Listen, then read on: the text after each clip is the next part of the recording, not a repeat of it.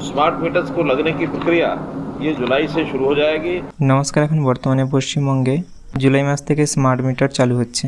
চলুন তাহলে ভিডিওটা দেখা যাক। প্রথমে বলে দিই, কেন্দ্রীয় মন্ত্রী বলছেন আমাদের পশ্চিমবঙ্গে স্মার্ট মিটার চালু হচ্ছে জুলাই মাস থেকে।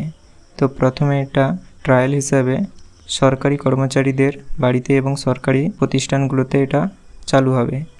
তারপরে এটা একে একে সকল সাধারণ মানুষের বাড়িতেও এটা লাগানো হবে এবং এটা প্রথমে প্রিপেড থাকবে, অর্থাৎ প্রথমে আপনারা কারেন্ট ব্যবহার করবেন, তারপরে মাসে মাসে টাকা দিবেন এবং পরবর্তীকালে গিয়ে এটা পোস্টপেড সিস্টেম হবে, অর্থাৎ আপনারা রিচার্জ করবেন যেমন ফোনে রিচার্জ করেন, তারপরে গিয়ে আপনারা ইউজ করতে পারবেন, তার আগে নয়।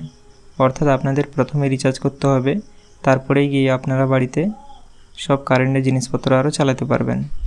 দেখে নিন এবারে केंद्रीय मंत्री की बोलছেন कि लोगों के घरों में स्मार्ट मीटर्स ये लगना शुरू हो जाए।